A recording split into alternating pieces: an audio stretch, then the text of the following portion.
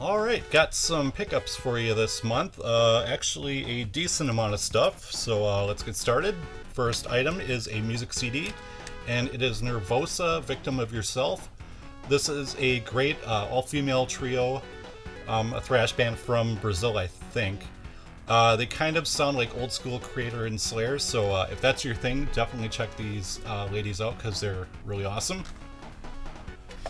Next up, you probably noticed this right here. Yeah, I always wanted a Xenogears shirt, and a couple weeks ago I decided, hey, I'm gonna get one finally. So, I look on Amazon and eBay, and I don't remember if there was nothing on there or if what they had was really just kind of eh. So I did a Google search and I found this site called Redbubble, who I've heard of before, but I've never ordered anything from them. And they sent me this shirt, and it's really beautiful. I will actually, throw some artwork on the screen so you can get a better look at it. I am concerned that, the colors are going to fade, soon with washing, because you never can tell, because I've ordered shirts before, and, you wash them once, and, stuff begins to crack and all that. But this seems to be really high quality, so I think it's gonna last a while. The only drawback is I ordered an XL because I'm 6 feet tall and I have a beer gut, and this feels a little small. So next time I'll probably do 2XL.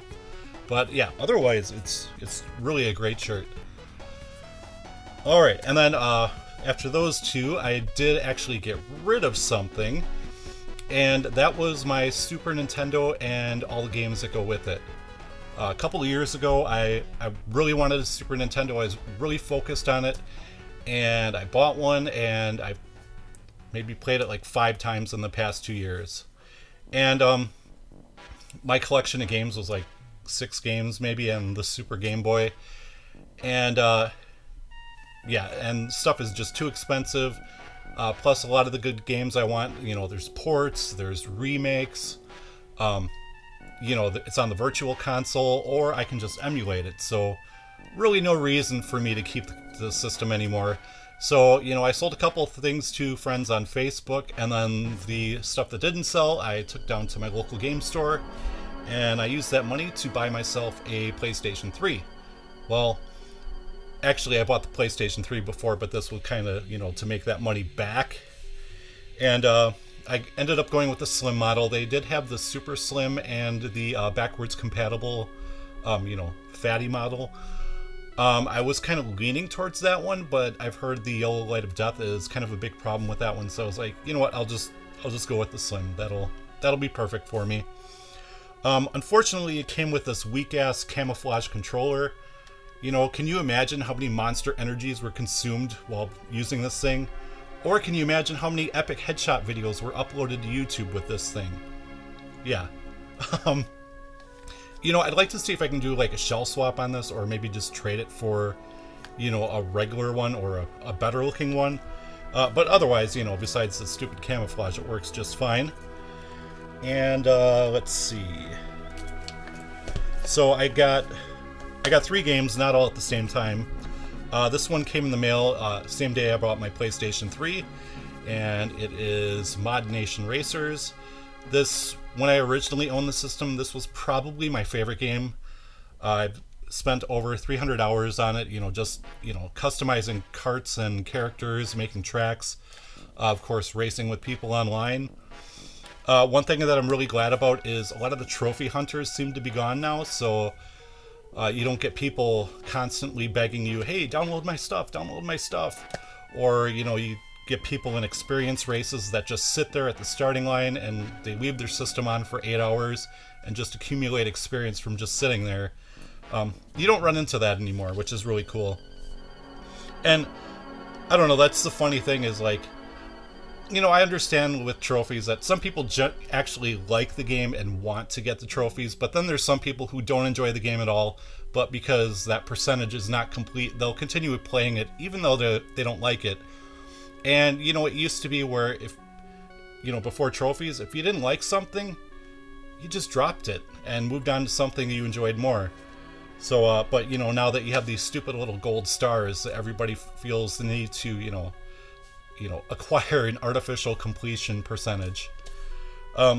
Yeah, but rant aside, this is a fantastic game. I'm really enjoying replaying this one, and yeah. Next game I got was Gran Turismo 5 Prologue, and I was really opposed to this when it came out because basically it's a glorified demo that was, I think it was like $40 when it came out. And you can see I paid $5 for it. And I popped this in, and ugh. The driving is great, the graphics look really nice, but I raced 3 races, and there doesn't seem to be any customization. Just some, like, even less than Gran Turismo PSP. You can, like, change your tires, and you can adjust a few things, but it's really bare bones. Maybe something opens up later, but after the first 3 races, I have not seen any indication that that's going to happen. Plus, I don't like the way the menus are set up, like, for the events and stuff. It doesn't seem to be very good, but I will eventually play through it. Last one, this one just came in the mail today, about half hour ago, and it is the Ratchet & Clank collection. And I actually already own 1 and 2 for the PS2, but I have been meaning to review this series for a really long time. I just never got around to it, and I figured now, since I have the PS3, why not make it look as good as possible, and I'll get this collection here and do all 3 games. In fact, I might review the whole series, just depending on how I feel. If I do something like that, it's going to be like 1 per month, so I don't get burnt out on it, and you don't get burnt out on it. But yeah, obviously I just got it half hour ago, so I haven't popped it in yet, but disc looks, fantastic, because it's a Blu-ray and they're very scratch resistant. But yeah, can't wait to dive into those. Okay, and then picked up some goodies at my local retro store that had some really interesting stuff. They had like a whole bunch of 3DO games. They had a couple of Jaguar games like Alien vs. Predator.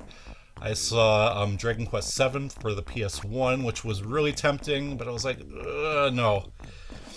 But yeah, I did find some cheaper goodies here. First off, I have my first boxed Atari 2600 game, and that is Miss Pac-Man. And, there's a crease back here. It looks like it's still got the some of the factory shrink wrap on it, which is really cool. Yeah, I paid $10 for that. I haven't taken any of the stickers off yet. But yeah, I looked at the cart. The cart looks beautiful, and I haven't played this particular cartridge yet, but I've played the game on 2600 before, and it is a huge improvement from the original Pac-Man. And I know a lot of people, dog on that game like it's horrible. I don't think it's horrible. I mean, I do enjoy it, and but I enjoy this one even more. All right, and then last 4 here. I picked up a PSP game, and now that I think about it, I don't think I've picked up a PSP game in like a year and a half, and I think that might have been, it was either the one that Cracklotus sent me or the one that Daria Plays sent me. Yeah, it was a while ago. But yeah, so I picked up Secret Agent Clank because I may end up reviewing the whole series, so why not get all the games? I haven't had a chance to try this one yet. It does sound very interesting using just Clank throughout the whole game. Reviews seem to be kind of on it. Like, it's not great, but it's not bad. Yeah, but I will give it a shot, and hopefully it's good. Alright, and last 3 are all PS1 games, and I keep saying that I'm going for a complete PS1 collection, and then I don't buy games for it. But I made sure to buy some games for it this time, and first one is my second long box game, Descent. Looks like some kind of on-rails shooter of sorts. Box is really beat up, but, everything's in there, which is really cool. And not sure when I'm going to get to this, but I hope to get to it eventually. Alright, and then the last 2 are games that I used to love back in the day. Well, one of them I used to love. The second one is like, But yeah, I got Tomb Raider 2 and 3. And this one is actually my favorite in the series here. You know, I just really like because the first game was more of a focus on exploration. This one added a lot of combat into that formula, and I thought they balanced it just right.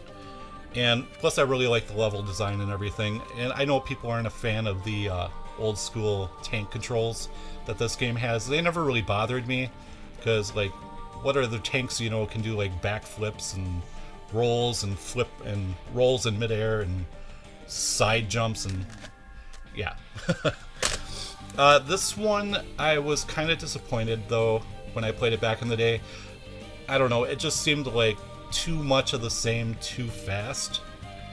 I made it through like I made it through about half of the game, and I don't know, I just lost interest.